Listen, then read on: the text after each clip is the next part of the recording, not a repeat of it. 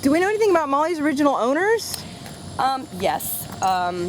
They were on the Jefferson-Orleans line. Okay. And from, I mean, what I tell people all the time is that, people didn't expect that they couldn't come back into the city.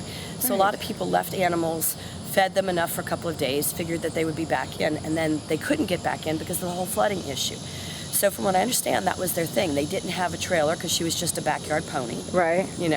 And so they couldn't come back in and get her. So, and I think when they did finally turn her over to me, I think they just had their own issues and figured she was better off. What's one more in post-Katrina New Orleans when you have no income? But, okay, this is me. We just started helping others. And that's how I got through it, was helping others. That's how I did it.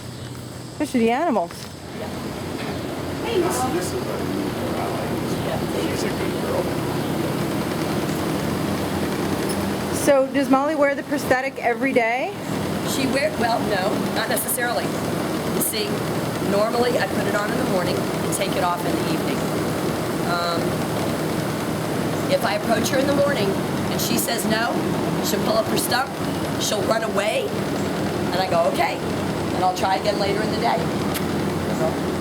It's amazing what they've done. Lord. Here's your smiley face. There it is. Come on, sweetie. Say, let's go show her where we were. What a sweet girl.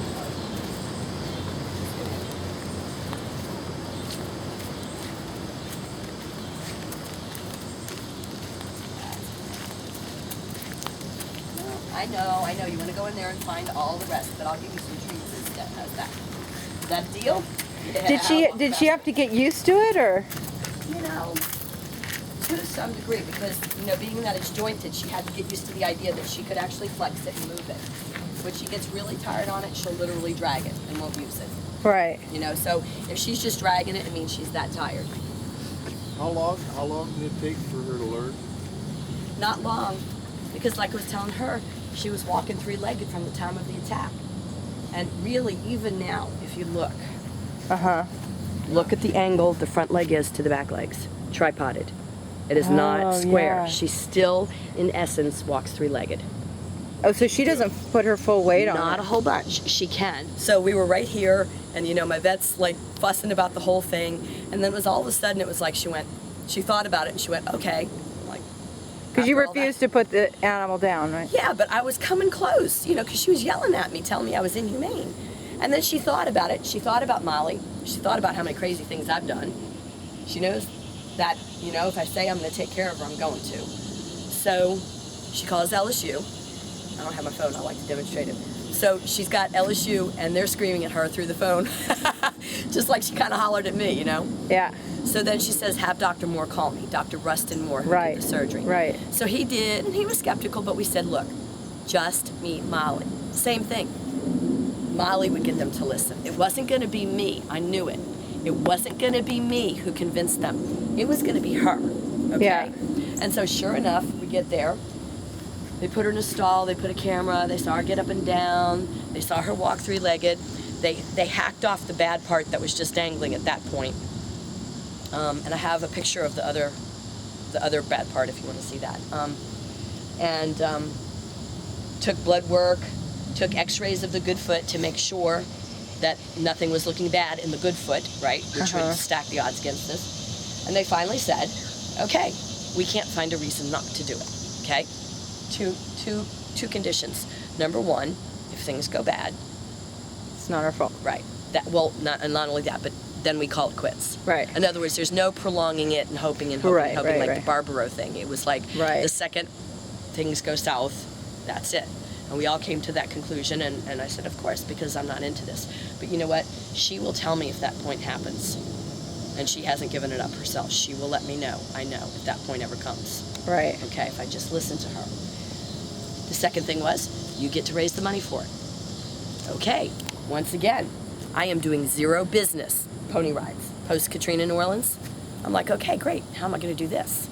Come back, get on the internet, Humane Society of the United States, Jill Starr from Lifesavers Wild Horse Rescue, both donated half, $2,500 each. Really? Straight to LSU. Martin Luther King Day 2006, we truck on back to LSU, and she goes into surgery. Huh, my And- dad's birthday. Yeah. Oh, cool. Well, I thought it was a good day for new beginnings. Yes. So- Freedom, for freedom. That's right.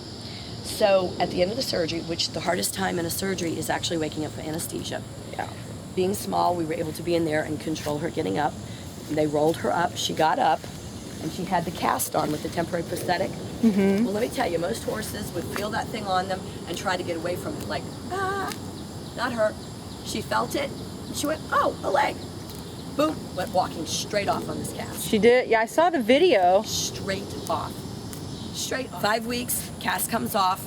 My vet found this wonderful man by the name of Dwayne Mara, Bayou Orthotics and Prosthetics, right here in Jefferson, Louisiana. And he got down with my vet, looked at how she walked, and started. She hated the first leg. High-tech neoprene thing. Too hot, wouldn't put it on. And that was when we knew she was going to tell us what she liked and didn't like. I know, but the thing is, it's important to understand the will of the animal has a lot to do with it. This can't just be done on any animal. The animal has to participate in their own survival. That's very like people. If you don't participate in your own survival, in your own therapy, in your own get better, you're not going to go anywhere. Yeah. And that's the point about her. She never gave it up. It's just my philosophy, and maybe not everybody agrees, but just like me coming back, and even though I don't have money, we started rescuing and helping. I believe everybody's supposed to exchange in this world. Anybody who lays back and just lets other people do for them is not a contributing member of society. And it doesn't mean it has to be what other people think it is. It could be making a person smile for the day. You know, people have different strengths, and you use your strengths to exchange with the world. I looked at her again and I said, okay, Molly, we've spent all this time. What are we going to do? Got that picture thing again. I said, okay. Took her to the local children's hospital. The one striking thing, well, actually there were two. Little boy with a brain operation, wheeled him right next to her. His head's thrashing wildly. They say, oh, he can't control it. He gets up next to Molly, the head goes whoop, her eyes right there, and his head stops dead. Deliberately, they stay looking at each other for 3 minutes. Molly doesn't move a muscle, okay? My vet's holding her. My vet reaches out, takes his hand, puts on her nose. Again, the kid supposedly can't control his limbs.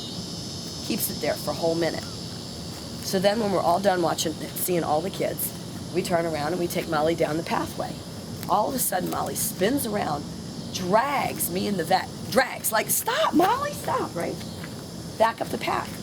I think she's going for a patch of grass. Nope. All the way back up to where she was meeting the kids, like a little courtyard, right?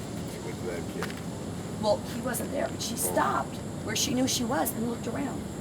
I had to convince her. And things like that have happened to me over and over and over again with her, where I know it's not just me saying, oh, look, you know, you're a celebrity, let's go. No, this is her choice. She's done amazing things like that over and over again in our visits, where she chooses to stay.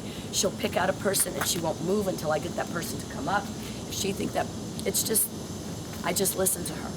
Right. And so I knew that was her thing. Pain, and she probably feels the pain from other people. I think you're Yeah, right. I think you're right, That's Dad. exactly Feel what those I say. vibrations. That's what I'm saying. I think you're right, completely yeah. right. I think she has that empathy, and I think she knows, and I think there's some wavelength there that reaches out from her and touches these people. Because I see people go to absolute goo when they meet. Now this is the amazing lady right here. This is Deborah. She's my farrier. Hi, Deborah. I'm one- Heather. She's the one who's had to work out trimming this pony, three-legged. Oh, my goodness. And to start off with, we used to put her over there in between those pipes, and my husband and son would pick her up. Poor Deborah would get underneath her, and we'd all be, and Molly would go, ah, and we'd all be like, Molly, could you hold some weight up, please? She dropped the whole weight. On us. Oh, thank goodness. Thank God, some relief. Yeah, but now we have a sling, so now she does the sling. But again, she's had to figure out all these ins and outs. How do you trim a foot that actually balances in the middle instead of on the side? You know.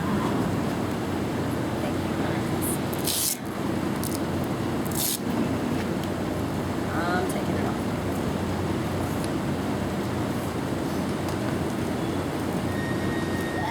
Good. Scratch me, Mama. Scratch me. Ooh, feels good, Mom. She says, Mom, gotta scratch me when she takes her leg off. Every day. She goes out, she she knows she's on. At home, when she's had enough, she's sort of like, okay, she gives you that attitude.